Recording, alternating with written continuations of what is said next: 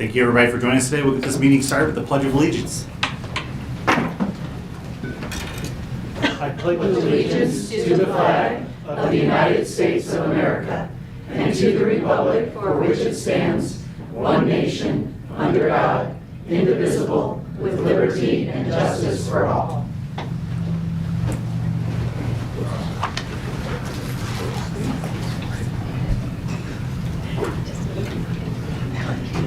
Good evening, everybody. Before we get started on our business at this meeting, I want to take a moment or two to introduce our new superintendent, Dr. Mike Dominguez, who will begin his role on July 1st.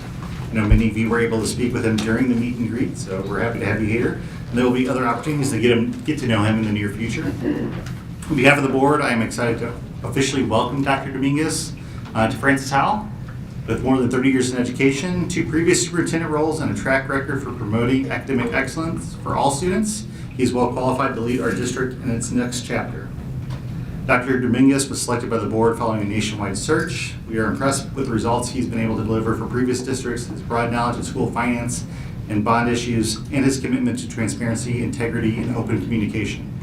I want to thank the community for their input in this process. The insights you shared with us through surveys and focus groups helped shape the profile for our next leader, and I'm confident Dr. Dominguez will deliver on our lofty expectations. With that, I'll invite Dr. Dominguez to share a few words with the community.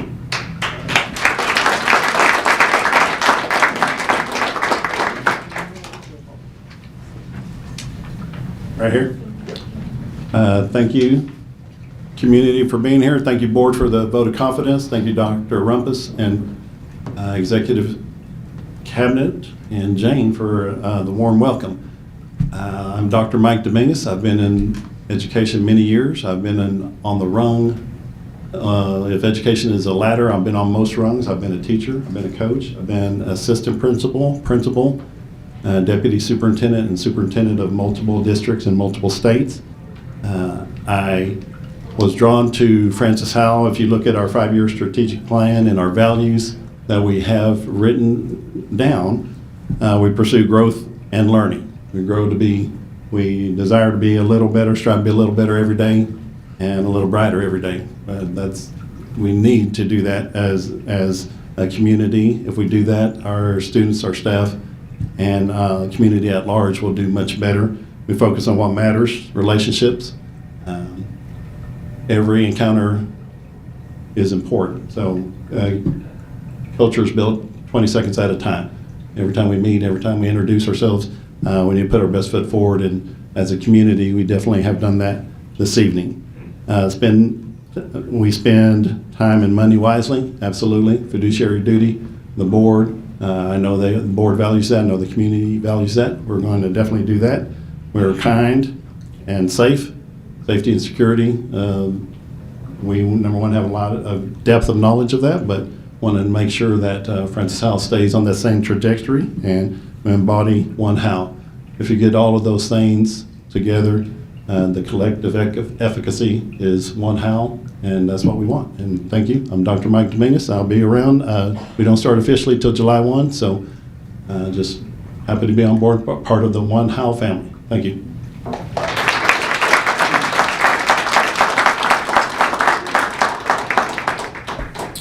Or like a motion to approve the agenda for March 20th, 2025 as presented. So moved. Second. Andre. All those in favor say aye. Aye. All opposed say no.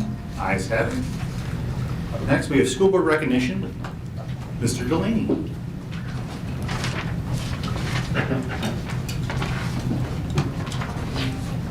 Thank you, Mr. Bertrand. I'm standing in tonight for Mrs. Joles, obviously, as she is not feeling well.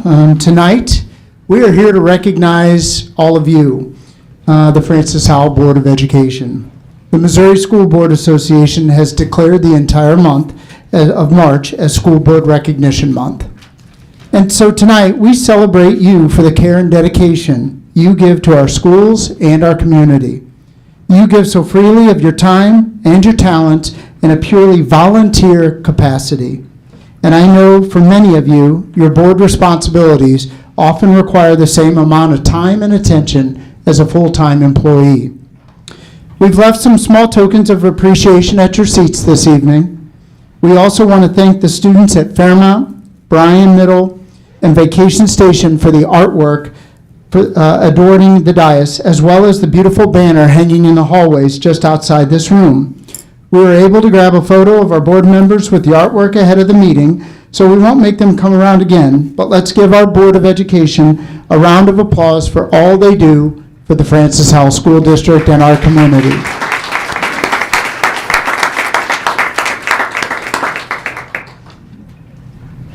Student Board Rep. Our student board representative this month is from Barnwell Middle School.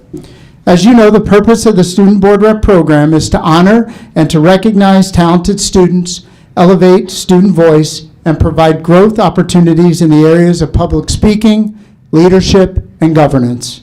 Students are selected for this honor by their principal with input from the student body. They have an opportunity to prepare and deliver a short speech to the board and to the public that is focused on their school and or the district. And with that, I'd like to invite Principal Dr. Aaron Thurston to the podium to introduce our board rep from Barnwell Middle School.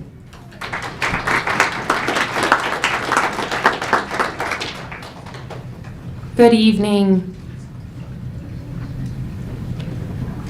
It is my privilege and honor to introduce to you Brenna Pham. She is an 8th grader at Barnwell Middle School, where she participates in the National Junior Honor Society, Student Council, Robotics Club, and the Spectra program. Brenna is a straight-A student who goes above and beyond in her work, even pushing herself for the extra credit. She is a hard-working student and has really shined this year in her robotics team, the Super Splash Bros.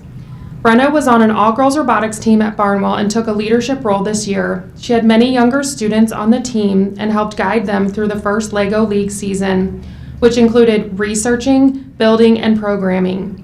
Brenna kept the girls organized, on task, and helped the team go further in their research project, which was to grow coral and put it back into the ocean. They could track their coral with an RFID chip that they programmed themselves. With all the team's hard work, Super Splash Bros won the First Place Champions Award at the FLL qualifier in December. This allowed the team to go to the state competition in February, where the robot placed fifth out of 43 teams competing. I look forward to seeing the amazing young lady that Brenna will become in the future, because whatever she puts her mind to, she will achieve. Brenna.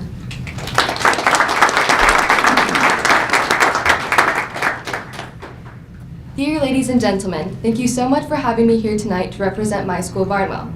This evening, I'm here to celebrate the achievements of the school I call my own. But first, I would like to thank our school's incredible teachers.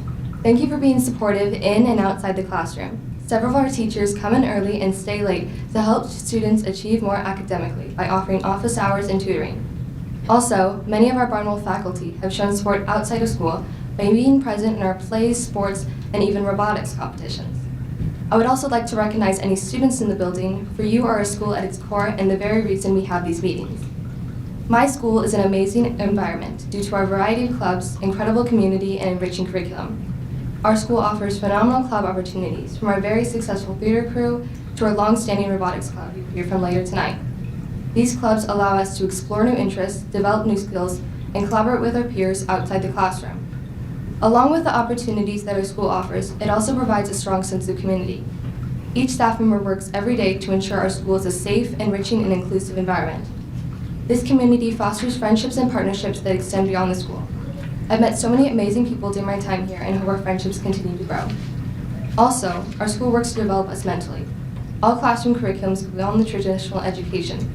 They challenge us by promoting creativity, problem solving, and decision-making skills.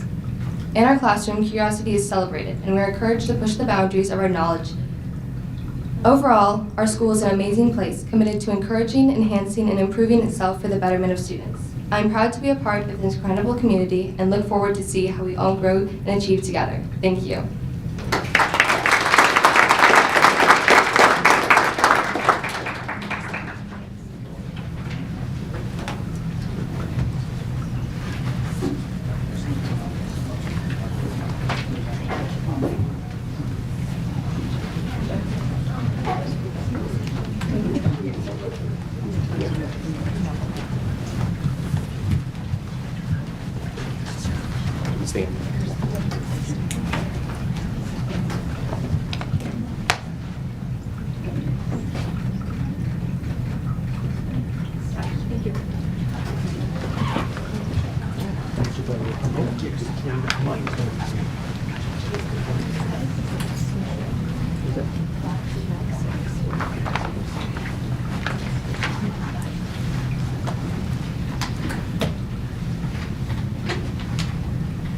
All right, at this time, I'm going to invite You Dr. can just Thurston. hold on 1 second, Mark. Yes.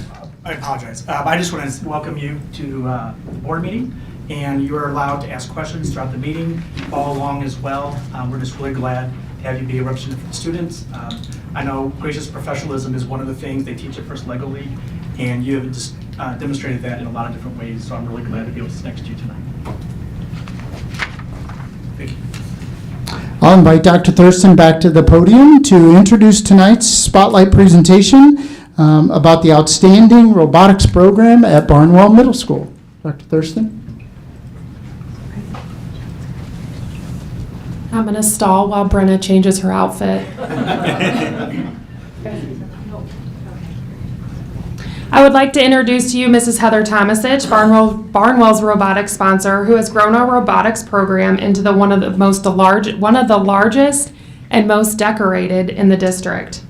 In addition, Brenna Pham, Gwen McGuire, and Macy Sowell will be leading one of our top teams, Super Splash Bros, to provide the spotlight on their project and this amazing program at Barnwell.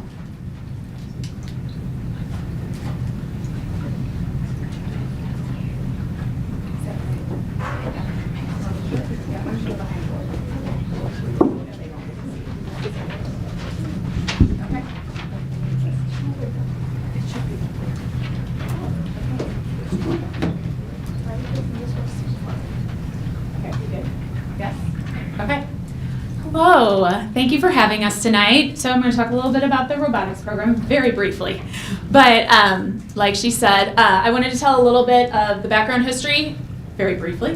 The first LEGO League program is the one we participate at the middle school level, but these are the 4 levels that different schools in the district participate in. We start with the youngest, it could be kindergarten through 3rd grade. We participate 4th grade through 8th grade, and then the first tech challenge and first robotics are usually at our high schools. So I know at Francis Hall North they have the first tech team that they have 2 teams actually there, and then Francis Hall High School ends up hosting the FRC team that hosts for the whole entire district. So basically how Barnwell began is in 2007 and 8, we had 1 team. Short story, I had students that came to me and said, Mrs. T, we really need you to host this robotics program because we need a teacher sponsor. So I said, what do I have to do? They're like, oh, nothing. And then here we are 18 years later. So yes, we have 10 students on a team usually. For each team, we have 2 coaches per team. That is a requirement from First LEGO League. And at Barnwell, we are privileged to have community members who volunteer as our coaches for our robotics team, because I'm one person and I can't host as many, obviously. So we have wonderful coaches like Mr. Clausen here, who is one of the team's coaches. And then we usually have between 4 and 7 teams a year at Barnwell. Obviously, we started with 1. I would say we have probably hosted over 50 teams since 2007. So we have definitely grown the program over the years. This season, so we had 4 teams at Barnwell. Obviously, we had a lot of people graduate onto the high schools, which was wonderful. But the coaches we had 8 coaches this year. They were the Underwater Astronauts, the Kraken Crew, Coral Commanders, and the Super Splash Bros. This is our Underwater Astronauts group. This was a 6th grade team only. They had lots of energy. This is our Kraken Crew with our lovely board member, Mr. Blair. He was one of the coaches. We had the privilege of them winning the first LEGO League Core Values Award, which shows gracious professionalism, and it's just being a kind team to all the teams. The Coral Commanders, they ended up winning the FLL Robot Design Award, and you'll see one of the robots that Splash Brothers have here, but they have to design their whole entire robot to solve the missions, and it has to be completed in 2.5 minutes. So as many missions as that they can solve, and it gets the most amount of points. And then last but not least, our Super Splash Bros. They, like Dr. Thurston said, won the First Place Champions Award. They got a ticket to go to state competition, and it was very exciting. So I'm going to turn it over to our 3 8th graders who are our leaders for the team, and they can continue on.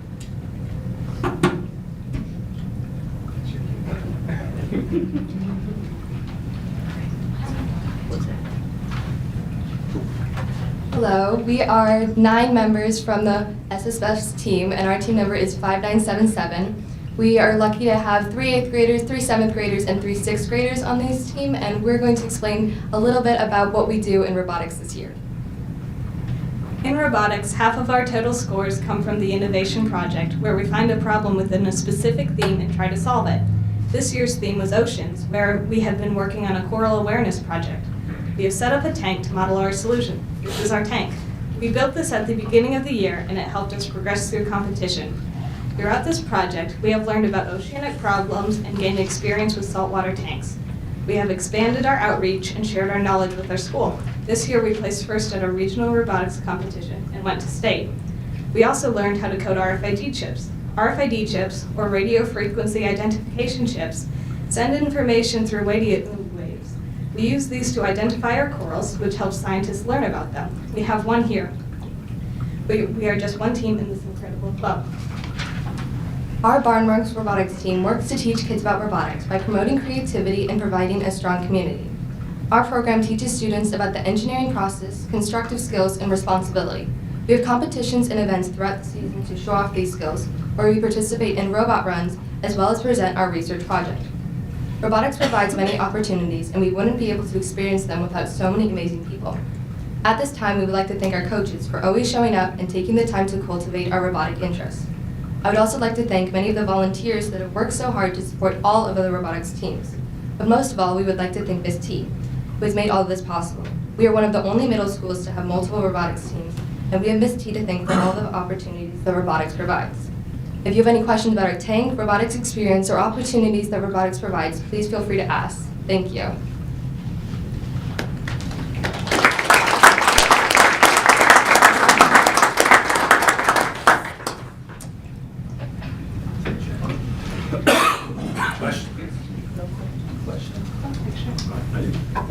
Well, I have a question. Where are you going to put the coral? What, ocean, Gulf, sea? Do we know yet? We'd hope to put it like in the Florida Keys area. We talked to the Coral Restoration Foundation, which actually puts coral in the ocean, and we hope to put some coral from these tanks into the ocean. Specifically, we are going to types of coral: green star polyps, which is native to the Indo-Pacific region, and Kenya trees, which are native to like the Kenya area. So those were the specific places we were going to put them. And then we were also hoping to potentially grow a different type of coral, but we haven't got into that yet. I want to say, I talked to somebody at Warren. It was a girl in the robotics club they have there, and they were told that the all-girls team from Barnwell went to state, and 2 or 3 little girls' jaw dropped and were so amazed. And you don't know this, but there's a couple students at Warren who are really looking up to you. And I just want to say you guys did a fantastic job.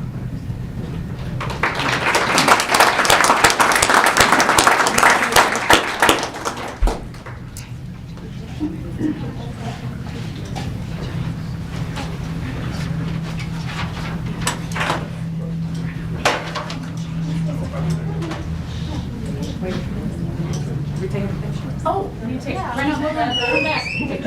Yes, sorry. We haven't done this before. We're gonna take a picture. Gotta get it. You can bring it if you'd like. Well, it doesn't light up right now. Yes. Yeah, well, relax, thank you.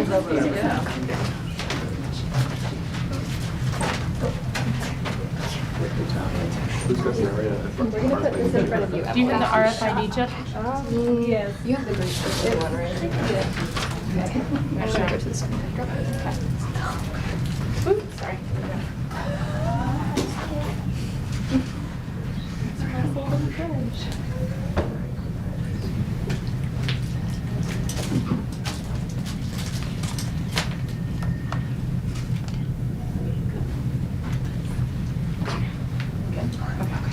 Thank you so much. Thank you. Brenna, go change it. We'll take care of this.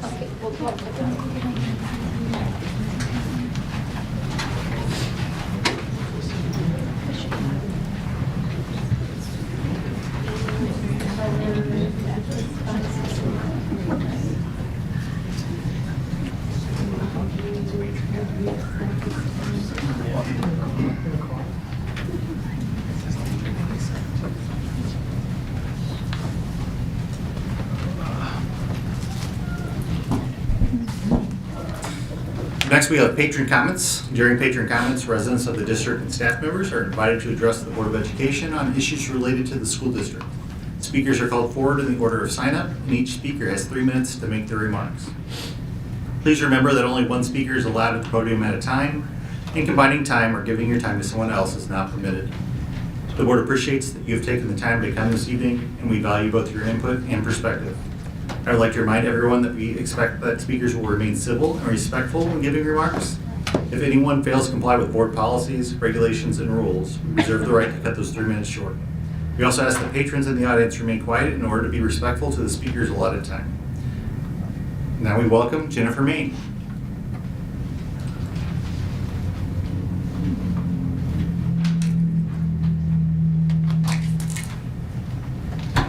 Good evening. Welcome to Dr. Dominguez.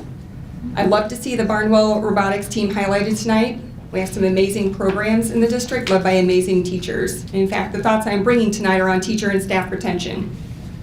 Happy our incoming superintendent is here with us because I believe he should understand the climate where he's becoming the new leader. Let me start by asking why teacher retention is important. A few thoughts. The cost to replace an employee is estimated to be 1.5 to 2 times an employee's salary. Replacing employees is expensive. 2, retention is important for institutional knowledge. 3, organizations with higher retention have higher employee morale. 4, retained teachers and staff lead to better relationships between the district and families. How many of us parents have looked forward to repeat experiences with a teacher for our 2nd, 3rd, 4th children? 5, better retention signals to the community that we are stable. And 6, when we retain teachers and staff, we have the opportunity to grow them from a leadership and skill perspective, which benefits us as a district in the long term. It is no secret that education is universally strained. There are fewer new teachers graduating and more teachers leaving the profession. Instead of throwing up our hands in defeat, I want to see this board working on creative solutions to keep our teachers here. Better pay is a start, but when you make working conditions miserable, teachers leave, and you are making working conditions miserable. Members of this board have engaged in vindictive, targeted attacks on individual teachers and staff that have caused them to leave the district or severely limited their capacity to serve. One instance could be chalked up to hearsay, as I've heard members of this board try to explain away. This is not one instance. This is a pattern. Members of this board have called out and belittled teachers by name on social media, They have attempted to remove teacher extra duty pay based on personal grievances.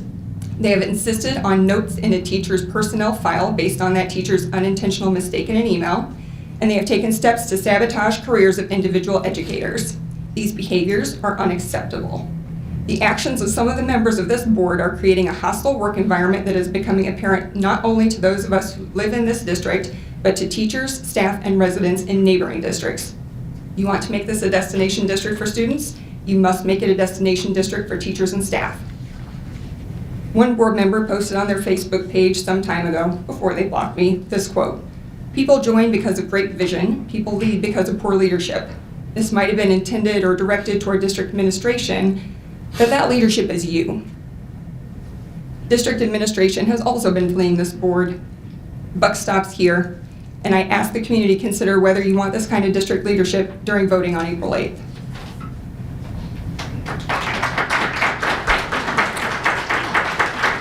Up next, we welcome King Gontars.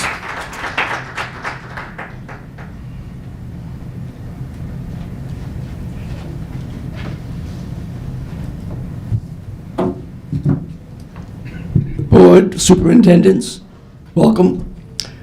During this week's candidate forum, a question was asked about holistic education. When holistic education is used to advance social and cultural ideologies, such as CRT, DEI, gender-affirming education, bathroom and locker room utilization, social justice, parental rights, pronoun usage, you introduce subjectiveness and bias of one's preferences into education. Here is what the two liberal progressive school board candidates say will promote positive climate in our school system.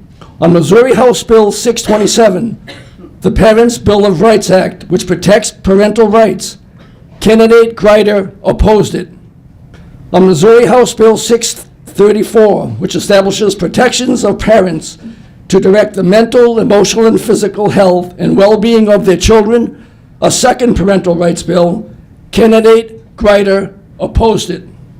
On Missouri House Bill 113, which directs student participation in athletic contests strictly by sex, candidate Greider opposed it. On Missouri House Bill 1081, Save Adolescents from Experimentation Act, which prevents and protects children under 18 from receiving puberty-blocking drugs and cross-sex hormones, candidate Greider opposed it again. Ms. Greider has expressed her support of pronouns for elementary school kids.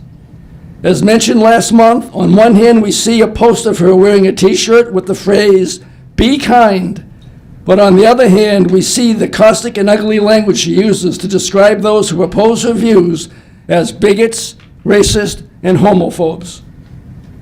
On another matter, just last year, Francis Howell removed the divisive and polarizing social justice standards of the Southern Poverty Law Center, promoted by CRT professor LeGarrette King. Yet NEA school board candidate Olkey received the Jawanda Bozeman Social Justice Scholarship Award, apparently in support of social justice. Social justice is a major part of the DEI controversy currently dividing our nation. Ms. Oki has also stated that she likes to see teachers trained on the NEA's gender-affirming education curriculum. Enough of the culture wars. On April 8th, vote to continue common sense, exceptional excellence in education for our kids. Keep the focus on education. Thank you. Next, we welcome Grayson Justice. Good evening. My name is Grayson Justice. I'm an alumni of Francis Howell Central, class of 2013, and my pronouns is he and she. Randy Cook has voted against Brain Pop, even though teachers love the program, but he doesn't want teachers telling what to do, calling teachers and parents groomers for loving and supporting the LGBTQIA+ child and student. Ashley Strom has blocked anyone who doesn't support the cult-like PAC group Francis Howell Families or her campaign on her public social media page and not having a mature conversation. These two candidates don't have what it takes to become board members. if they only talk to people who have different viewpoints in person. But Amy G. and Sarah O. do respect everyone in our district, and they do not have time for culture war policies and resolutions, but they do have time for improving our students, teachers, staff, and of course, our district. Vote for Amy G. and Sarah O. for board for the next month's election. And sadly, since Mary Jane Pushkar couldn't make it to the board this month, I'm gonna save my my stance on her anti-transgender bathroom locker room policy because it's bigoted and it's bigoted and it's basically ignorant for our trans and non-binary students. Thank you.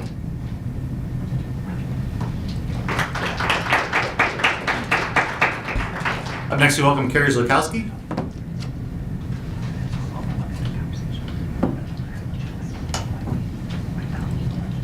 Hello, good evening.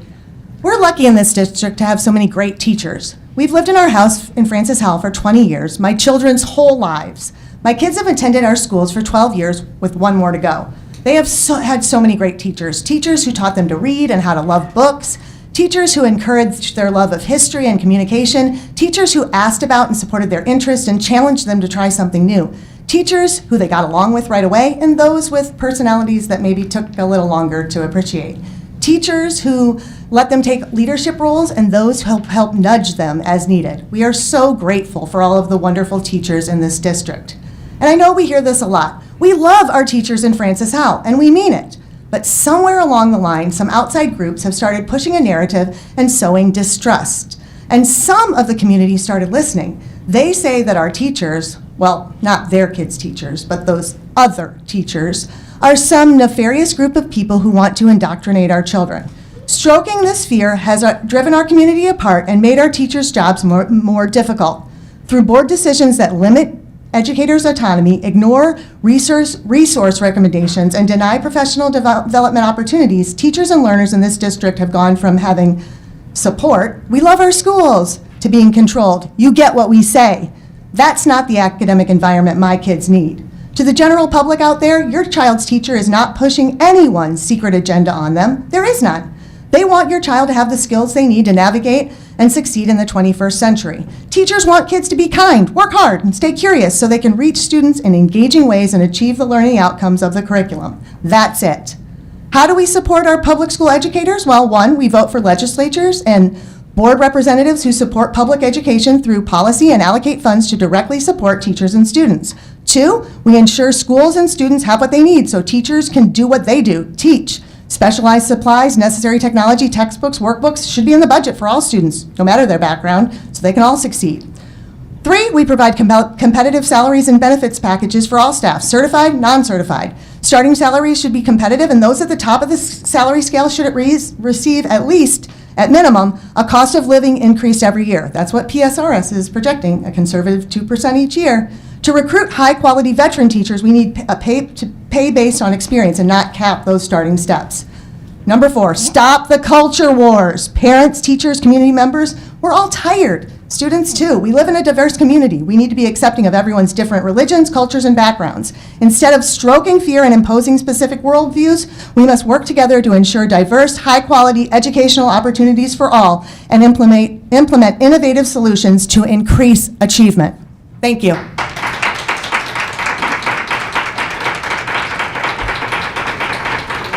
Next, we welcome Anita Keener.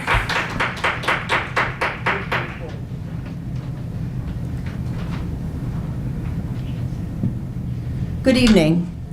I would like to first thank Francis Howell Central's journalism teacher and students for hosting an excellent candidate forum on Tuesday. I would also like to address collaboration or lack of collaboration. For many years, FHEA collaborated with administration and the board to make Francis Howell School District a destination district. In the last 5 years, this hasn't been the case. This isn't just the fault of this board of education. This started about 5 years ago with the board members that wanted to get rid of the teachers union and administration that complied. The result has hurt our students, staff, teachers, and the community because the people who are supposed to be working to make this a destination district, we're just going through the motions. Prior to this time, we would collaborate on staffing, insurance, policy, finance, etc. This is no longer the case. The results are that the district will cost our community and staff 40% more for preschool. This should have been a conversation with FHEA. How we calculate the cost of preschool is ridiculous. We do not ever say Francis Howell Central or Hollenbeck costs us this much in teacher salaries. We should be using an average teacher salary for the cost of preschool. If we reduce the amount of teachers there, those teachers that have the highest salaries will still work for us, just in another building. This hurts our students. Students coming into kindergarten will be less prepared. We have the best preschools and have had the best for a long time because our teachers and paras are amazing.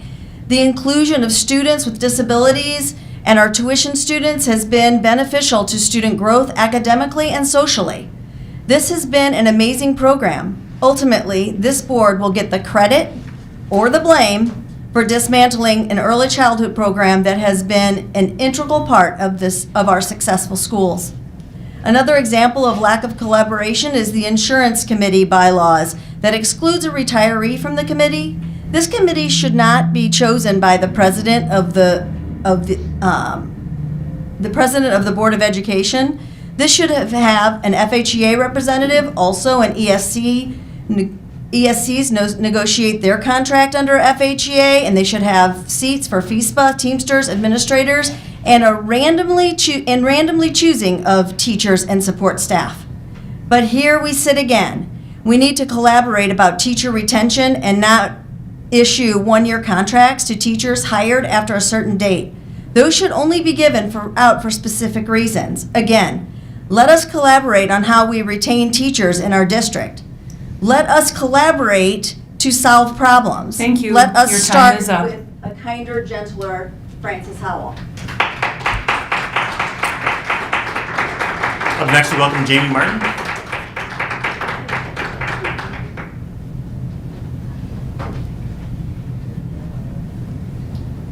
Good evening.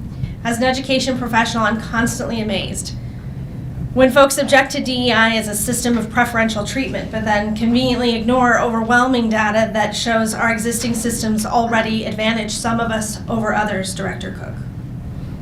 I've spent the last few days looking closely at district data from 2017 to 2023. I can see that in all that time, Black students are underrepresented by nearly half in advanced classes and overrepresented in special education. At Harvest Ridge Elementary, there were zero Black students in advanced classes. At Central Elementary, only one Black student in an advanced course offering for all of that time, and only for the 2017-2018 school year. In fact, for 3 of these years, white students made up 100% of advanced offerings, with no students of color having access to the same in these 2 buildings. Finally, statistics show that Black students in Francis Howell, not just anywhere, in Francis Howell are 3 times more likely to be suspended than their white counterparts. Unfortunately, the district cannot provide me with data for races where fewer than 15 unique students were suspended, or I would and could speak to other racial groups as well. I would also love to highlight other subgroups such as English learners or socioeconomic status, and I'm happy to provide free analysis there, but I can only afford to pay for so many sunshine requests. With respect, it takes a lot of pride to imagine that all of these kids over all of these years have consistently just not worked hard enough. If we think this way, we're like an engineer who ignores a hidden leak in a water system, dismissing early signs of inefficiency while pressure builds and waste and uneven distribution persist. If we believe, and I think that together we do, that all kids are capable of learning at high levels, these numbers should make you pause. It should make all of us pause. You must recognize that at least unintentionally, there are actions or systems, flaws in our systems that exist. At the forum, you were also quick to agree that students need access to any resource necessary to learn. But when asked about holistic education, you spoke about the need to stay in our lane and focus solely on academics. Unfortunately, this board has heard from parent after parent saying that their children are facing incessant bullying, racial slurs, or slurs about their sexuality in their classrooms and in the hallways. My own kids speak to this problem at their school. In recent months, our community has seen a noose found in a bathroom on school property, one high schooler appear on Instagram in blackface, and another in a chat displaying a swastika. It's possible that the students in each of these instances did not, and probable, that the students in each of these instances did not understand the impact of their choices. I believe that. That could be absolutely true. But no one needs a research study to tell them that kids can't concentrate or perform in a toxic climate. Thank you. Your time is up. Thank you. Up next, we welcome Jane McGuire.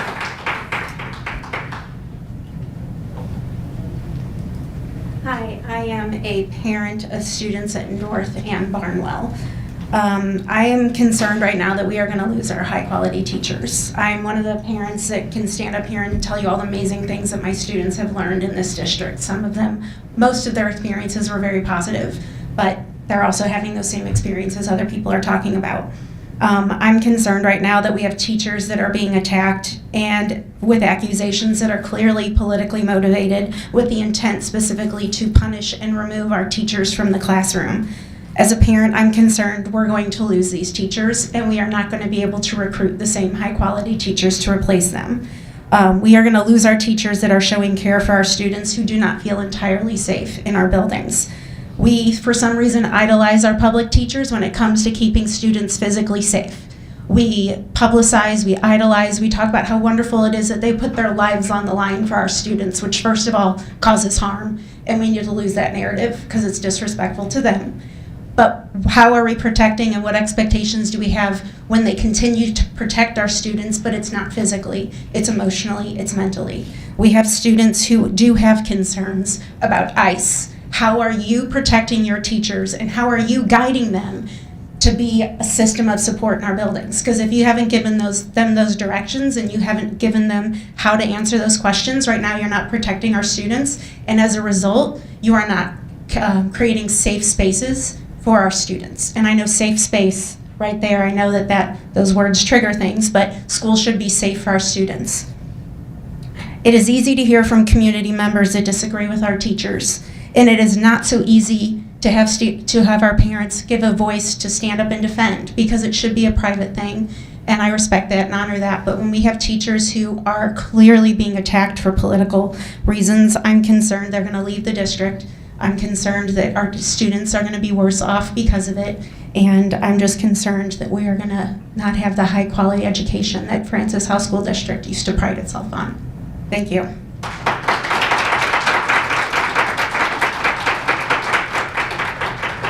Next, we welcome FHEA.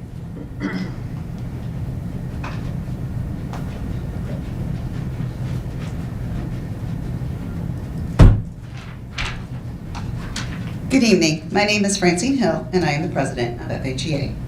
We would like to welcome Dr. Dominguez to our Francis Howell family, and we look forward to building a positive working relationship. Our district benefits from our teamwork, and this is important to FHEA. Though there are many changes coming to our district next year, we know the focus on making Francis Howell the best possible district for our students, staff, and community will continue to be our goal. We understand that SM Wilson has made some changes to the team working on the Francis Howell North toxic odor issue. We hope this will result in a resolution to this situation, since our students and staff have been suffering through this toxic odor since July. FHEA would like to have an opportunity to sit down with the members of this team and discuss the information we have learned about in the emails that we received through the Sunshine request. We also want to thank the board for forgiving the fee for those emails. I had the opportunity to see this beautiful new building when I spent the day with the Citizens in Our Schools group. Spending the day with our community members as they learned about our district was a great experience. I enjoy listening to the things that are important to them. However, I must admit, the best part of the day was Millie. Officer Shue and Millie are a wonderful part of our SRO team. I can personally speak to the impact Millie has when emotional support is needed the most. Millie and Chili are a valuable part of our supports for our students in our schools. FHEA wants to wish everyone a relaxing and fun spring break. Take time to recharge as we move into the final stretch of the 24-25 school year. Thank you.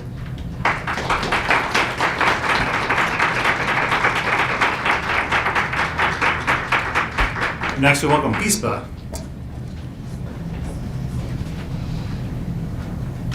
Thank you, President Bertrand. Good evening. My name is Heidi Nixon, the Vice President of Technicians for FHSD. We would like to congratulate Dr. Dominguez on his appointment as the next FHSD Superintendent. We look forward to getting to work with you starting in July. Francis Howell is currently at a very important crossroads.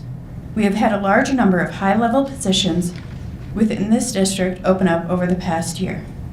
This high-level turnover and uncertainty can be felt throughout every level in this district.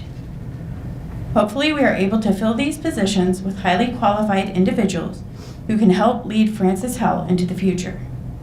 To all of those moving on, either to other districts or into retirement, we thank you for your service during your time here. Several key committees have been at a standstill for months. Committees allow all stakeholders to have a voice in decisions made throughout the district. Tonight, the board will be voting to approve bylaws for both the Insurance Committee and the Policy Committee. Both of these committees have missed numerous meetings since policy revisions required the postponement of meetings. Hopefully those serving on these committees and all of the committees that have been halted are able to make up for this lost time. Finally, we hope our teachers, staff, and students are able to find time over spring break next week to recharge for the home stretch of the school year. And to our year-round staff, custodial, maintenance, grounds, IT, and many building administrative assistants, we hope you are able to take some time over the next week to relax without the stress of students in the building. Please remember to vote on April 8th.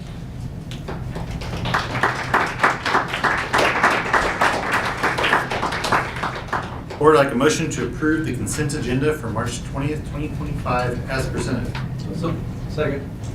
Ponder or Harmon? All those in favor say aye. Aye. All those opposed say no. Ayes have it. Board, I'd like a motion to approve the Policy Committee bylaws and Employee Insurance Committee bylaws as presented. So moved. Second. Good. Director Harmon. Any discussion, board? Seeing no discussion, all those in favor? I want to point out, there is, in addition to the Employee Insurance Committee bylaws, it includes a retiree is now part of the bylaws. Thank you for pointing that out, Director Blair. Other discussion or comments? Seeing none, all those in favor say aye. Aye. All those opposed say no. Ayes have it. Or like a motion to approve the continuation of EMT to provide non-school bus transportation services for the 25-26 school year. So moved. Good. Under discussion, board. Seeing no discussion, all those in favor say aye. Aye. All those opposed say no. Ayes have it. Or like a motion to approve purchases as presented. Second. Ponder. Discussion? Seeing none, all those in favor say aye. Aye. All opposed say no. Ayes have it. Next, board, like a motion to approve the financial report as presented. Second. Ponder. Cook. Ms. Embry. Good evening. Thank you very much, Ms. Cooper. So, for our report to you this evening, of course, we posted all of our standard documentation on board docs for your preview and also for the public's ability to review. This evening, we are providing you with that promised budget amendment relative to our revenues. And as you can see, we have a total budget amendment increase for revenue of $3,621,603. Most of that is within local, and it is mostly specific to investment income. So we took a look at where we stand currently and projected out for the rest of the year and have included that for your understanding. The other primary adjustment on the expenditure side, it's showing increasing the bond expenditures to catch up to all of the approvals that you have made throughout the year. We don't have clarity as to where that will actually land at June 30, but we will understand that we'll be moving the funds that are left in the current year. So that total expenditure increase, which is again primarily our bond fund, is $49,223,544. There is a $274,900 purchase service increase as well. That culminates in a potential June 30 fund balance percentage of 30.23. That is a 0.69% increase over that which we reported to you the last time. These next slides break down for you by fund and by primary object code all those changes that have been included in the recommendation. This shows the total budget amendments each month that they have occurred and the cumulative total at the end for revenue and also for expenditures. This slide shows you our operating fund balance trajectory. It's a similar chart for us to review, and I basically have repeated the information from last time. We do have updated preliminary information from St. Charles County relative to the assessed valuation, so I modified that every 10 cents of levy results in $4 million in operating funds, and that's plus or minus annually. We know that the spike that occurred in the 23-24 school year is relative to ESSER funding, and the FY28 operating fund balance estimate at this time, absent changes that we know will be coming, would take us to a 14.6% fund balance at that point in time. This reminds us that we are posting our bond financials each month. We're showing currently an excess balance for projects not yet committed of just over $3.6 million, and we anticipate that we would bring you a recommendation in the coming months on what that might potentially be. We still have the HVAC Phase 2 to bring you, so we're waiting for that to occur as well. For this, I did it. For the self-insurance fund, we're still staying in that same space. Our balance in the current year as compared to the balance in the prior year, including the $4 million transfer in, is almost a $3 million deficit. So we do have new information from Marsh McLennan. I'll comment about that on the next slide. The preliminary information, and this was not good news for us, but basically the preliminary information based on our expenditure trend shows that we need to increase benefits 23.5%. We know that that is not something that we could take into the budget basically based on our current projections. And so we will continue to take a look at that data. Oftentimes it will pull down. What has happened in the meantime, just for your information, I provided that communication to the people who had previously served on the insurance committee so that they're staying informed on the information as well. And the Marsh McLennan agency team will provide us with an update next month as well. It will be closer to mid-April, so I'm hoping that I'll have additional information by the April board meeting. And I am committed to provide you a comprehensive update as a whole board each month as we journey forward on that. The other primary new information for planning is that assessed valuation increase. And so we celebrate that it increased from a revenue perspective by 7.7% over the December 31 values. It's actually 8.8% over the values that we published during the tax rate hearing last September. And the consumer price index, though, that comes into play with the Hancock Amendment that holds the revenue increase down, caps it at 2.9%. Last year, CPI was 3.4%, so a little lower for us there. We'll bring you updated information relative to what that calculation means for us in the upcoming meetings. The work in progress does include the facility master plan, and I'll share with you that the team is already planning during next week to do some preliminary assessments within the buildings. And other than that, they will be gathering data, and the priorities will be set, working with Mr. Stutzer, our Director of Facilities and Operations, and truly the evaluation should be summarized for initial reporting, it would be May and June, but then the final plan would probably occur in October or November. So we have that to look forward to in the fall. Next month, well, beyond that, the benefits analysis continues. We are heading towards that full recommendation of the budget during the June 5 meeting, and we'll continue to provide you the updates each month. The debt service defeasance will likely be presented during the May 15th meeting, so that's a prepayment of some existing debt that we have. And then scheduled for the April board meeting would be the budget review for debt service and also our health fund.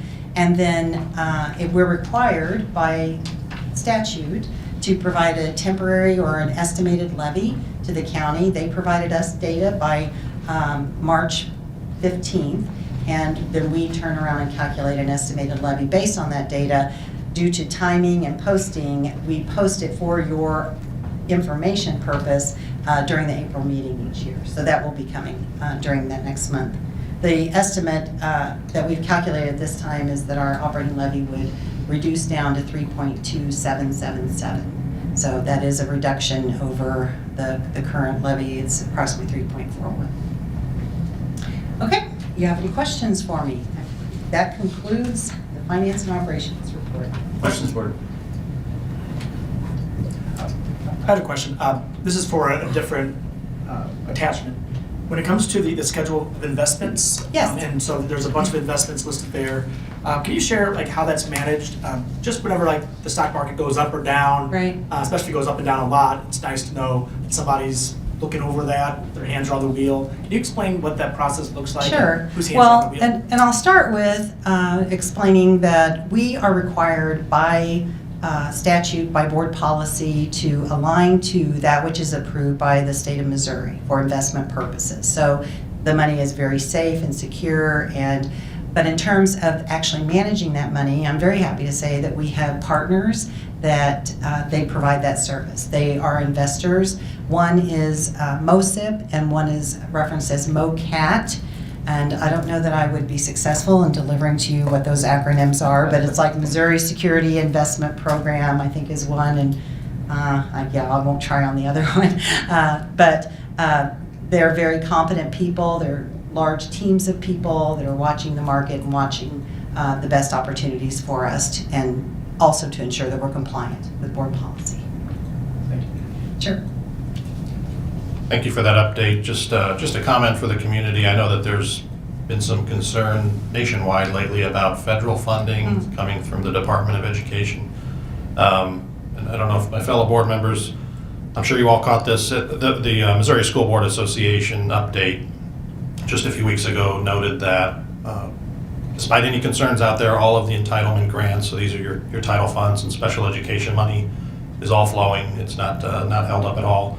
In addition to discretionary grants are also still flowing, so there's no impact there to public schools right now. So it has been a question, news. so yes, we're just putting it out there. And I heard that same information from a different direction as well, so the word is getting out for everyone. To rest assured on that. I would like to say just one comment. Thanks to you and your team for all the hard work you do on keeping. I know this is a dynamic process. I saw up there that fund balance projections up 0.7%. So we'll celebrate the small we're things. working hard in the background to update us as things change month to month. So really appreciate all the hard work that the team does. Thank you. Board, voting on motion to approve. All those in favor say aye. Aye. Aye. All those opposed say no. Ayes have it. Next, we have an informational report from Ms. Embry on our budget development. Yes, so this is, last month we had just the overview of this is what will be coming your way. And those of you that have tuned in last year, you know that this is the same experience. And so we have updated the information. The most important thing I would comment about is this is a moment in time. This is not the final recommendation for you to consider. Many things could change. It gives you perspective on the needs within the system.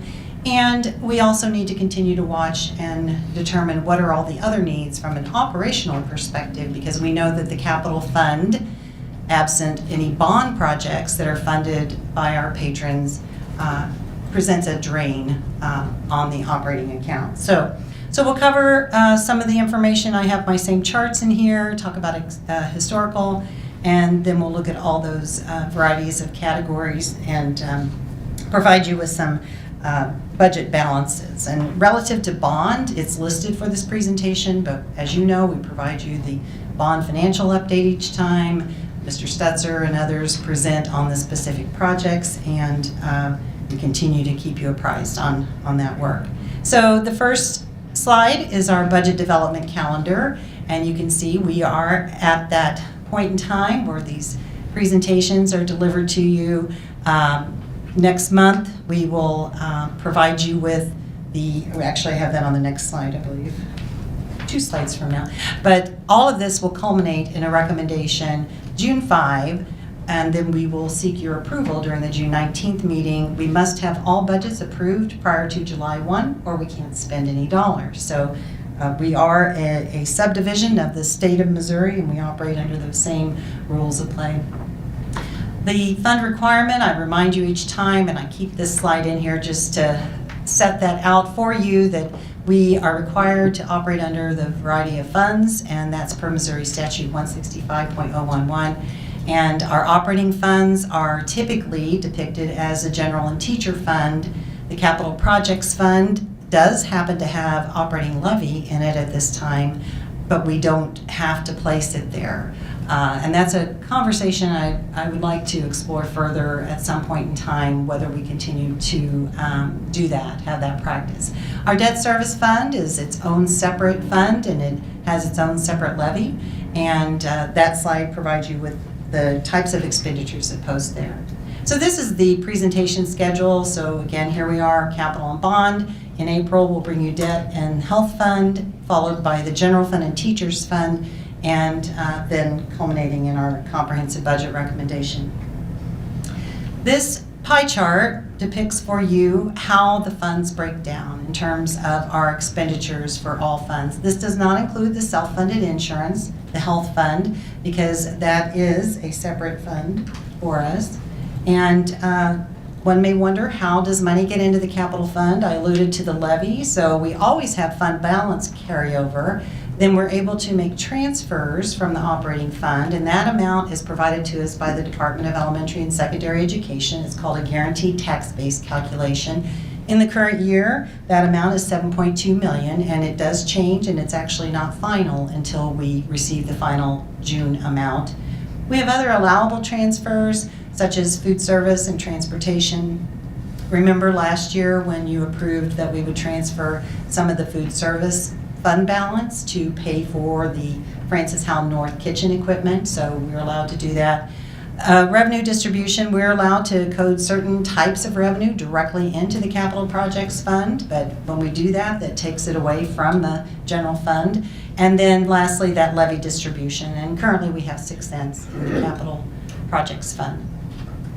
This reminds us of the expenditure types. One of the primary changes that you've heard about from me is that the threshold for capital has increased from 1,000. It was 1,000 for my entire 30-year career, and so we've caught up with the current times, and so 5,000 per item is the threshold for which things might be coded to capital. So basically, if it's capital, it should have a longer lifespan and not be considered a consumable like those coded to the operating fund. This shows you our spending trend, and you can see that we had some years where we didn't spend a great deal.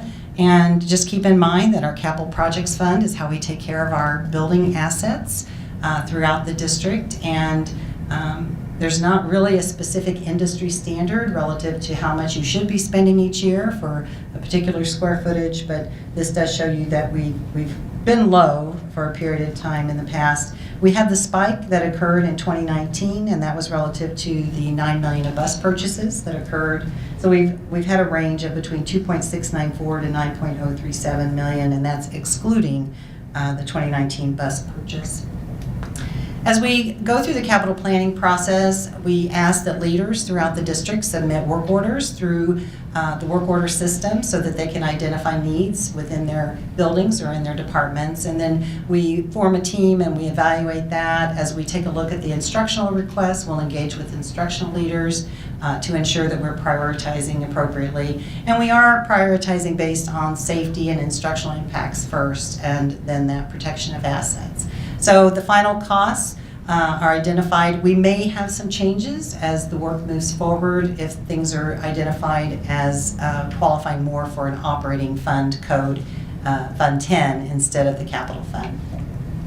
This is reminding you that the costs will roll through the year, and so it's not unusual for us to end up having a balance at the end of the year because the project did not come to fruition in time to pay the bill, so then that bill pushes into the next fiscal year. So it's a revolving balance, if you will. It's not the comprehensive use it or lose it at the end of June 30, because when we have projects that have been approved and committed for, we need to carry those forward. This is a reminder that we use Operations Hero software, and that has worked out very well. We implemented that last year with the new capital planning process, and Mr. Stutzer and his team have been overseeing that, and we'll continue to tweak it and make it better for everyone. So here are some of the specific recommendations I commented earlier. This is just the preliminary recommendation, and that any individual purchases will be presented to the board for individual approval based on the threshold of the cost. The first slide references buses and engines, and once again, we are currently recommending $0 for that this year. We will be studying the replacement cycle and what is appropriate for overall efficiencies and operations. I've included this year, though, to show you that we have 161 buses, and those are the years that are noted there. Year 2019, we have 33 buses. Year 2020, 121 buses, and year 2021, 7 buses. And the mileage is noted as well. The average mileage is 61,202, the low being 26.5 and the high at 129.64.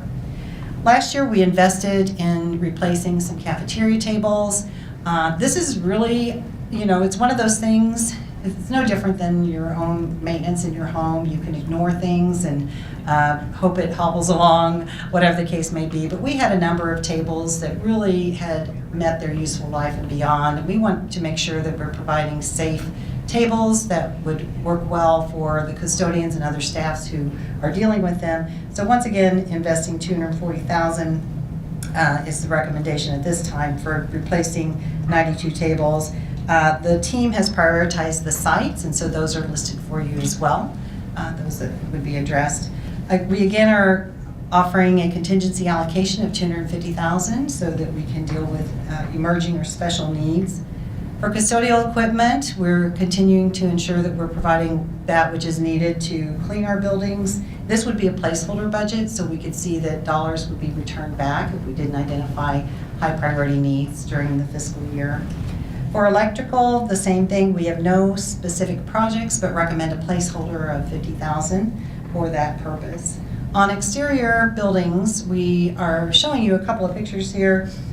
We have doors that have been identified needing replacement. Also, one of the elementary buildings needs a little painting to take place. The images depict where an angle bracket is bracing up a door frame, and then the other one is where we have some deterioration there on the lower side. So again, this could all fall under safety and security as well as we consider ensuring that our building envelope is addressed. For fields, we have a couple of primary recommendations. So Francis Howell High School rubberized track. You can see I highlighted for you the large crack in the surface there. I have to tell you, Saloon provided me the pictures, and I'm like, so what's wrong with this? Why is this bubbled up as a problem? He's like, well, look to the right of the painted line. Oh, a large crack that probably a foot might be able to drop in. I'm not sure. So this was originally installed in 1995 and resprayed in 2008, 2013, and 2019, and that's the max. So it's time to address that to ensure we provide appropriate surfaces.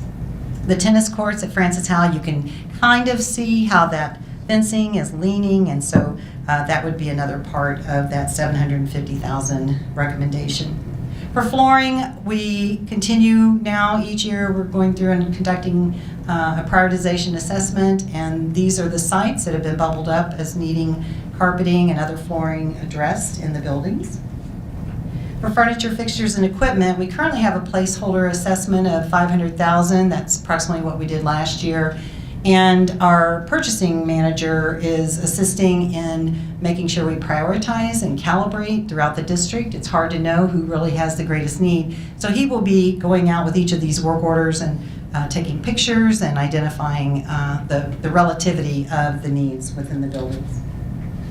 For grounds, parking lots, and other exterior, we do have a $2 million price point, and that is for the surfacing, repairing, replacing, resealing, and striping all the parking lots, sidewalk repair, and curbing, and that's at Francis Howell High School. For gyms, we are recommending that Sager Middle School and Hollenbeck Middle School receive new bleachers. The approximate cost is $158,000 each. These bleachers are more than 29 years old and present some safety challenges and also functionality challenges. For HVAC, the things that we're providing you here, as we know, the bond funds have addressed significant upgrades throughout the district for HVAC, but these are some of the smaller sites. Potentially, we could ask that this gets shifted over to the bond fund that's left. That would be determined as we journey forward. But this one is for Hackman Early Childhood Center. It's been prioritized and it's $370,000. And then Central EC was completed during FY25. Information technology, so Mr. Gowan is a high flyer for us, but as you know, you approved us moving forward with the E-rate recommendation, and that's all about capitalizing on those federal dollars where they pay 40% and we pay 60%. So this is an anomaly for us, but it's pushing our total up. We also have a few small allocations for interactive panel replacements, often referred to as smart boards, and then some audio system replacements that are needed in some of our elementary spaces. Interior building, we have restroom partitions that need to be replaced, and those which have been prioritized include elementary sites, Warren, John Weldon, and Becky David, and then also at Francis Howell Central High School. Two projects were originally scheduled for FY25. This is an example of when sometimes things roll into the next year. They'll be completed in FY26, and that's at Fairmount and Henderson. The total for all those is $300,000. The other item is a placeholder allocation of $250,000 to address lighting needs as we continue to replace outdated lighting throughout the district. Harvest Ridge has been prioritized. The next slide summarizes for you lease recommendation, and I shouldn't say recommendation, it's a placeholder amount at this time. Any further lease recommendations would be brought to you for your consideration, and as you can see, we have those listed out in terms of total impact. Then item 2 is our existing annual lease payments, and those have decreased from the prior year. For playgrounds, as you know, you approved addressing that during the March 14th meeting as the preliminary space, and then move forward and taking care of all those sites, and so we have nothing recommended. I like to keep these things in the slide deck though, just so we remind ourselves that we need to be looking at it every year and making sure that you're updated as well. So for roofs, $670,000. Roofs typically have a life cycle replacement target of 22 to 25 years. And we are blessed, or not blessed, I'm not sure how you look at it, but in 2017, a number of our roofs were replaced due to a hailstorm that occurred. We do have certain sections, so Fairmount was identified in FY25, but that work is extending into FY26 for 270. And then we are also needing to replace a section at Hollenbeck Middle School, and that's estimated at $400,000. That section is more than 30 years old. For safety and security, at this point in time, we still have $500,000 of our bond allocation available.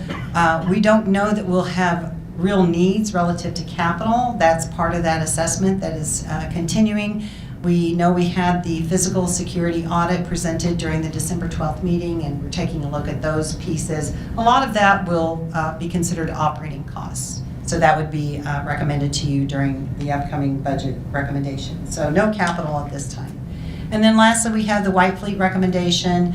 You can see that we're recommending replacing 2 HVAC vans. They're 2007s and a 2008 Ford F-350 plow truck and 1 mowing trailer. Some of that may adjust. We still have some needs in the current year that we may bring forward a recommendation. But at this time, we are recommending $206,000. So this shows you the summary of all of those. I've also provided for your context our revised budget from the current year, so you can see that it's slightly elevated. And again, we'll thank Mr. Gowan for that. But we do thank you, Mr. Gowan, for bringing forward the E-rate recommendation. Well, it's for networking that we need it anyway, right?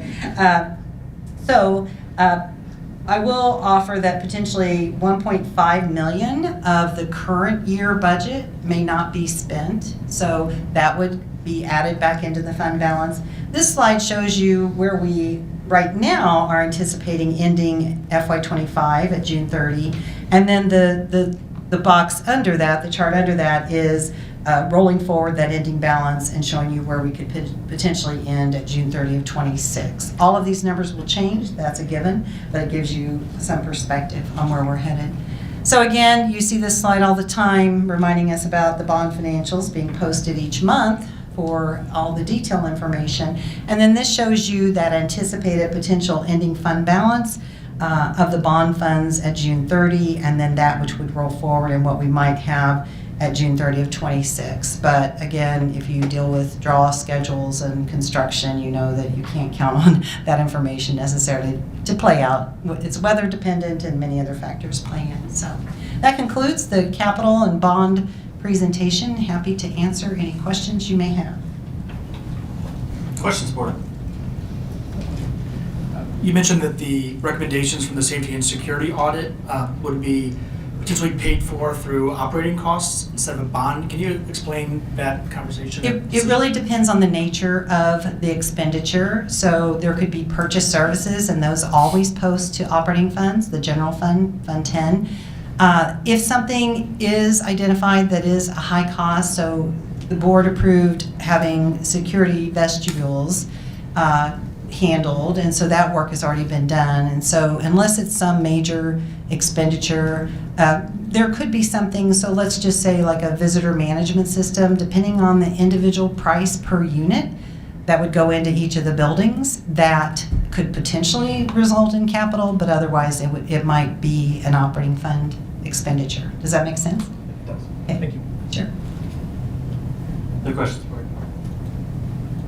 Say thank you once again. I'm amazed that all the information provided, your team does an excellent job, and also that Howell still has the same track that I used to run on That's when I was there. That's pretty amazing. And you just said that to someone who just received her 45-year class reunion invitation. So, how's that? So, thank you, and I definitely will pass on that compliment to the team. We have great people working really hard every day for kids. So, thank you for that. Next, we have a calendar report from Ms. Simpkins.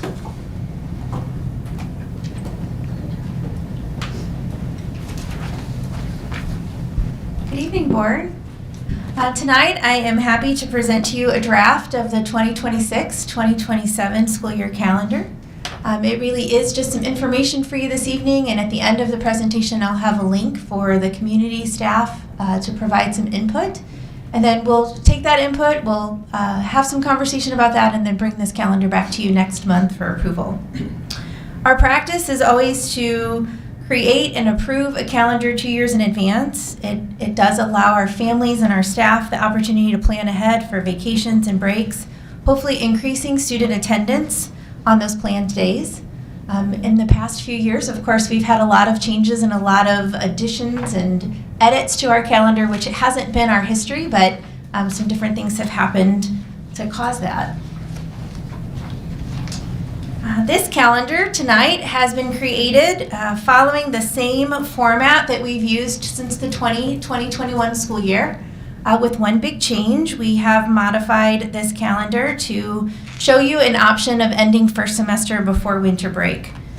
We had conversation with our senior leadership team at FHSD as we created this draft to present to you this evening. Just to take a minute to remind you of some of the challenges and parameters that create this calendar. There's not a lot of flexibility when it comes to creating a calendar based on these things. So I'd just like to provide this and remind everyone kind of what we work with. We try to create one calendar for all levels that's fiscally responsible and allows families with students in multiple levels to be on that same schedule. The 2019 legislation bars districts from setting an opening date for the school year that's more than 14 calendar days before the first Monday in September. And in 2026, it really is the latest that we can start since September starts with a Tuesday. That first Monday is pretty late in that month, so it causes the first day of school to be a little later in 2026. Our staff and our families have always asked to start with a shortened week, but due to that legislation, we have a struggle of starting students on a Tuesday or a Wednesday. We try to start on that Monday. It gives us the most flexibility when it comes to inputting fall break or winter break into our calendars. We've had a long-standing tradition of trying to keep our quarters and our semesters as equal as possible.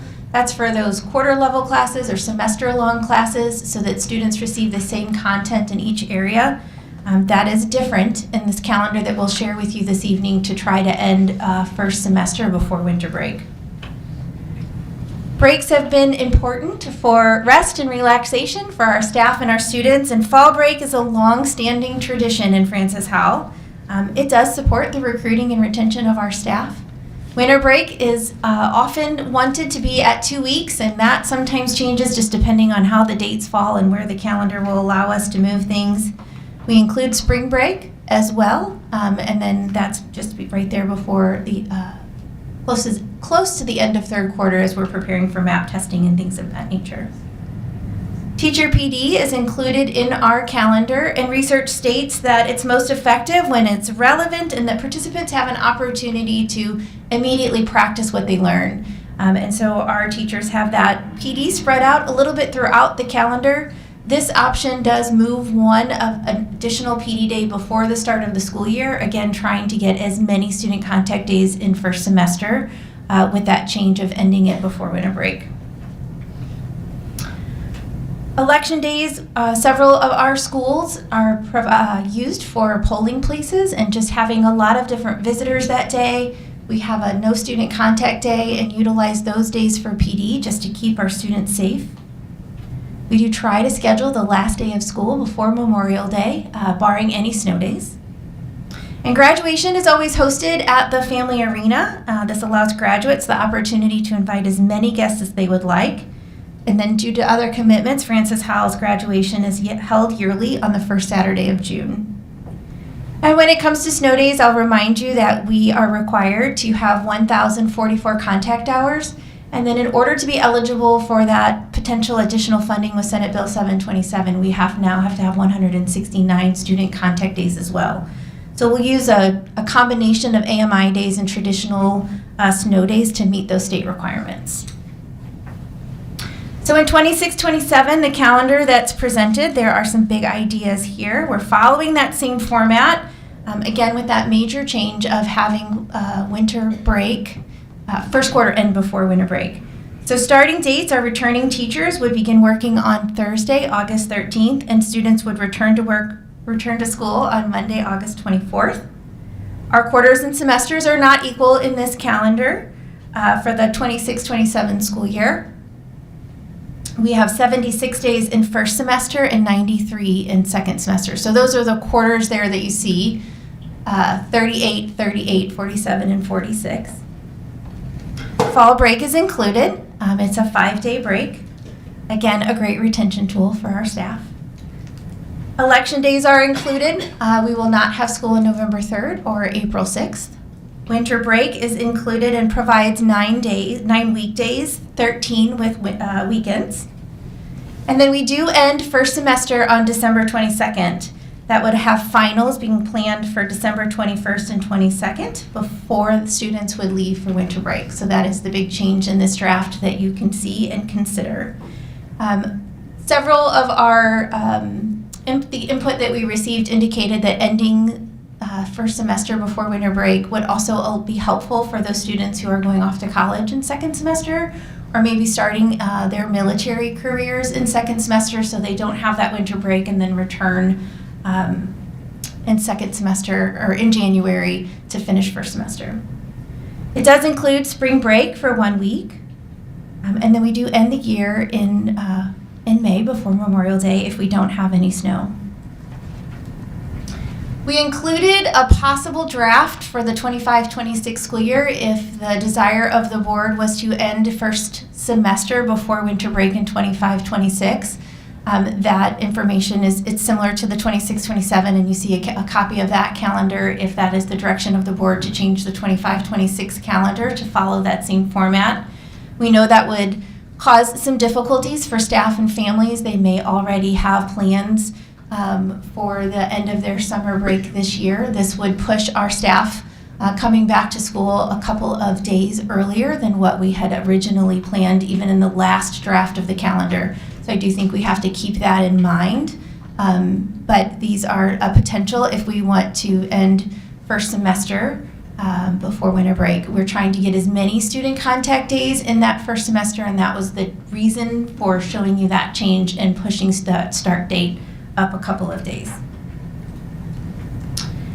And then this is the link for our community if they would like to provide some input on the draft that is on board docs. And then we will also include that link in the weekly Howell for staff to provide some input as well. Take all of that into consideration and then bring you a final draft of the 26-27 calendar next month for vote. Happy to answer any questions that you might have. Questions, board? Yeah. You said this was a conversation between you and the teachers as well? As we did share the draft and talk with it in the FHEA Chiefs meeting. Yeah, I'm just curious because the 26-27, you would have 76 days the first semester and 93 days in second semester.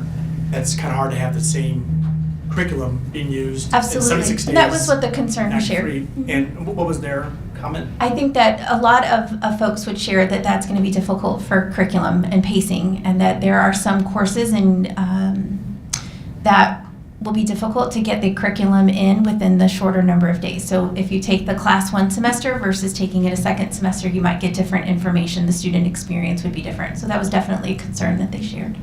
There were also, I'll add 2 things. One, Ms. Simpkins mentioned, this is important, that 26-27 draft is the most drastic version of the uneven semesters simply because of the 6-day difference in when we can start the school year. So it's not nearly as bad as what next year's recommendation would be. The other piece that it's not a great example this year when we've had as much inclement weather as we've had, but in a normal year, if we're going to have snow days, those are happening January, February, which would come out of those second semester days. When you think about the MAP testing schedule and the days that takes out of it, that's in the second semester. So while uneven, not quite as uneven instructionally as we would anticipate. But given the nature of more and more classes being semester or year long and fewer that are just a quarter, it would allow us to work through that a little bit more easily. Thank you. Other questions? Yeah, just to follow up on the concerns from the teachers of the 76 versus 93. 76 doable? I mean, is the feedback basically coming back and saying 76 versus 93? Is it doable? We believe it would be doable. There are obviously some people that aren't going to love that setup. As we said, we're interested in getting more feedback from our teachers, from our staff, and we'll continue to problem solve with them. Again, less of an issue next year than it would be in the 26-27 calendar. We're all also hopeful that at any time legislation could change that might allow us to start the school year a little bit earlier or change the 169-day requirement that would give us more flexibility, at which time we could come back to the board with an updated recommendation. I was wondering, the teachers have 8 days of preparation before the school year starts. Is that correct? So typically, we've pushed, in this draft, we've pushed a PD day prior to the start of the school year. So there are some work, meeting, and PD days. And so they would come in on a Thursday and Friday and then work that next week as well. So there are 7 days before students return to school. So a half meeting, a full meeting, a half meeting and work.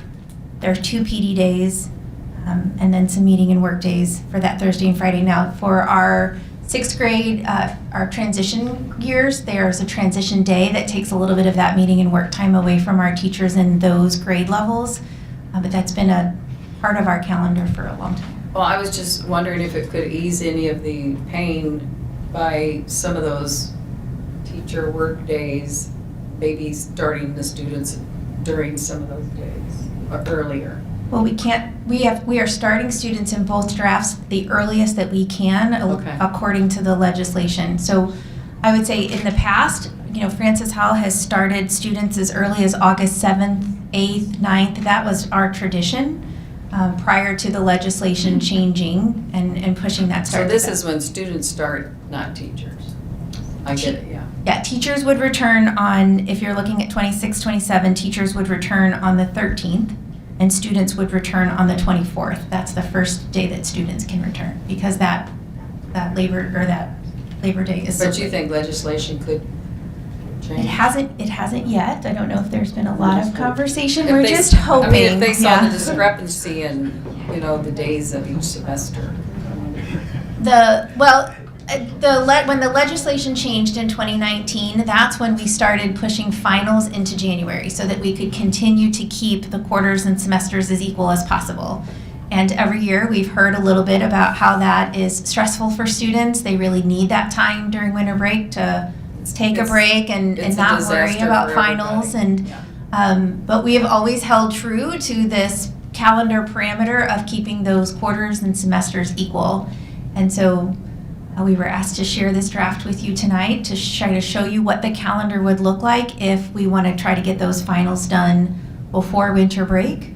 And that's the outcome, is now our quarters and our semesters will not be even. And we have those other challenges of trying to figure out how those pacing guides might look for curriculum, how we might get the same curriculum in a shorter number of days, how the student experience might change depending on the courses. We talked a lot about personal finance. We talked about those semester level courses or quarter level courses in the middle school wheel. That could all be very different for students depending on when they take it. But that helps us get those finals before winter break at the high school level. So depending on who you're visiting with, they love it or they don't. So it's definitely just an option to consider. And I would say too, for some teachers, while they have a concern of the unevenness, they also would like to have the finals before winter break. That is a universal thing that we hear a lot. I also want to be clear, I have not seen any legislation proposed that would change that. Okay. We would just like them to do it, so feel free to reach out to your elected officials. So we need to reach out to them. Carol, I know that's something that we mentioned when we met with some legislators a few months ago, and I've personally mentioned it, but at the risk of trying to discuss state legislation from the dais, I'll just leave it at that. Individually, I have done that. Our student representative said that she would personally prefer to have semesters end before Christmas and winter break. Finals before winter break. Finals, for semester end, finals and all that stuff. So that was her preference. Thank you for sharing that. Thank you, Ms. Sim. Thank you, board. Up next for the community's information, we have a policy and regulations. First reads, there's one policy, one regulation from the admin on here for anybody who wants to go online and read those and offer any input before second read comes up. Next, board, we have a motion to approve the curriculums as presented. We have, I think, over 24 here. So first by Director Ponder. Second by Director Harmon. Any discussion, questions on the curriculum board? Seeing none, all those in favor say aye. Aye. All those opposed say no. Ayes have it. Brings us to superintendent comments. Thank you, President Bertrand. I also would like to give a warm welcome to our next superintendent, Dr. Mike Dominguez. I really enjoyed getting to spend some time with him today and introducing him to some of the leaders of this incredible district. I look forward to working with him to ensure a smooth transition for both him and the district's success over the next 3 months. It's been clear today that his experience and expertise and a commitment to both excellence and continuous improvement will definitely benefit the district as our next strategic plan is rolled out next year and the work continues. And I know that the community will continue to welcome both him and his wife, Lisa, that we had the pleasure of meeting this evening. Mr. Delaney opened the meeting tonight by thanking you and recognizing you as part of School Board Recognition Month. I'd also like to take a moment to express my gratitude to the board for your dedication and your service to this community and to the district. It was said earlier, and we can't emphasize it enough, but to remind people that board service is completely voluntary. Beyond the many meetings that you attend, you give a significant amount of time and hours to preparation, often at the sacrifice of your own families and careers, being present at events and at school things throughout the entire district, and it's a commitment. There is no more noble cause, in my opinion, than ensuring a high-quality public education for all students. And for us to do that, it takes an engaged and committed Board of Education. You support me. I appreciate that. I appreciate the support of our staff, our students, and the entire district. So again, thank you for what each one of you do. I want to offer congratulations tonight to Dana Button, the Administrative Assistant at Francis Howell North, who was selected and recognized as the 2025 District Support Staff Member of the Year, as well as Raina Prey, second grade teacher at Becky David Elementary, who is our Teacher of the Year for the district for 2025. They both had surprise announcements over the last couple of weeks, and Ms. Prey now has the opportunity to apply to be the Missouri State Teacher of the Year. And as you know, Francis Howell has a fantastic tradition of excellence of so many of our teachers moving beyond the district level to be recognized regionally at the state. And we will all have the honor of recognizing both of them and all of our other building and district recognized winners at our celebration in May. So if we could give both Dana and Raina a round of applause.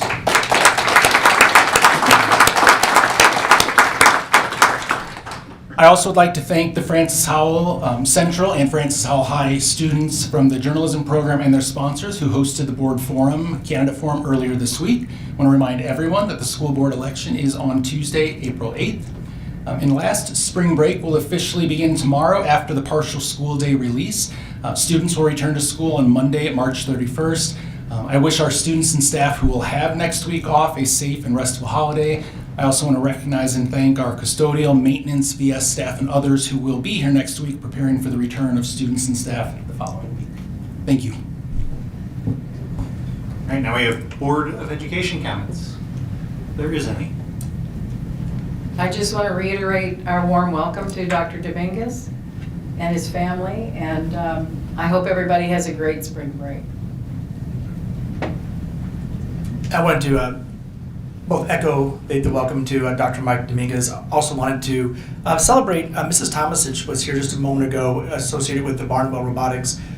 She is just a central part of that group, and she's absolutely fantastic. She's also recently was elected the president of the Gifted Teachers Association. There's a different, for the state of Missouri. And so when it comes to like how great she is, it's not just for us to be able to recognize, but the whole state looks at her and says that she is an expert in that particular area, and just really thankful that she's here at Barnwell. And lastly, I was part of a Howell of Fame surprise celebration today.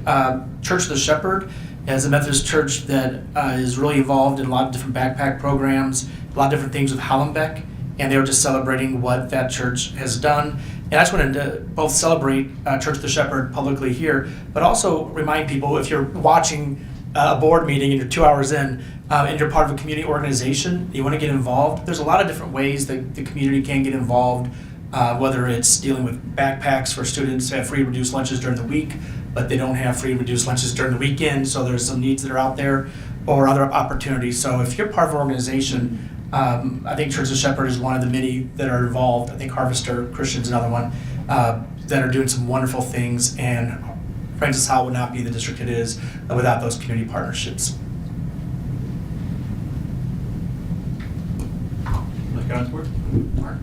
I wanted to reach out to Superintendent Dominguez and his wife Lisa and just welcome you guys as well. Happy to have you guys here for sure. I also want to, Dr. Rumpus kind of stole my thunder on this one a little bit. My daughter was privileged to have Raina Prey as a teacher, and I guess I'm biased, but she was fantastic. She put all of those students to the forefront every single day. My oldest daughter had her. She's now moved on. She's in third now, and talks about her still to this day. So much deserved. One morning for Raina, There's another one coming your way, and don't let the costume fool you. This one is not like the other one, so just warning you. We also had a very close family member of ours, community member that we in Cottleville. His name is Ryan Fisher. He's a teammate of mine. He helped coach our daughter's softball team. He passed away earlier this week of bladder cancer, and if you could all just remember and think about put him in your thoughts and your prayers, the Fisher family. I would certainly appreciate it, and I'm sure that they would as well. So, thank you.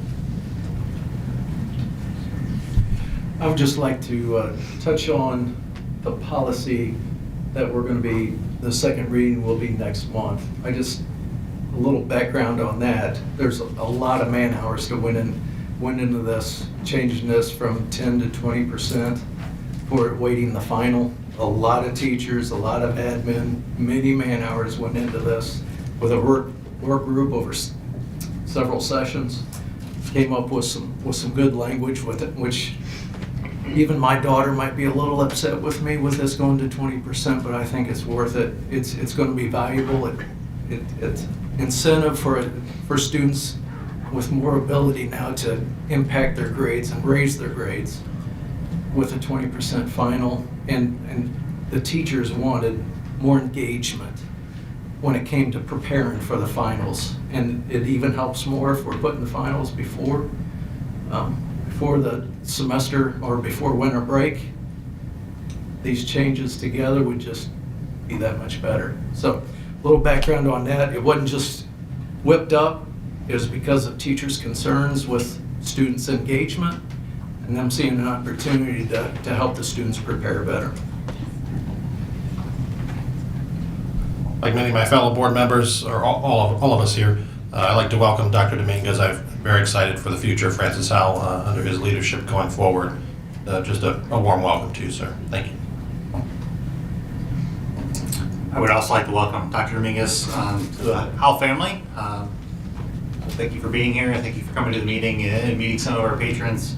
I also like to thank the rest of my board here for all the hard work and dedication that they put in day in, day out. As Dr. Rumpus and others have said, it's a voluntary job, so I just appreciate all the time you guys put into it to make the school and the district better.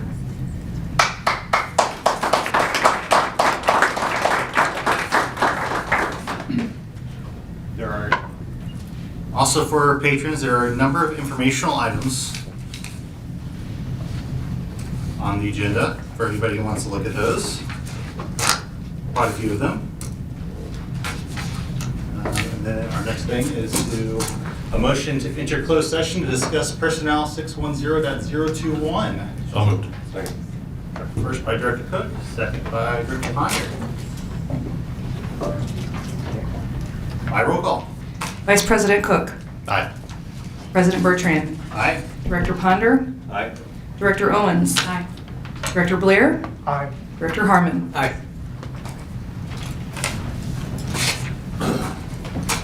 Thank you, everybody, for joining us.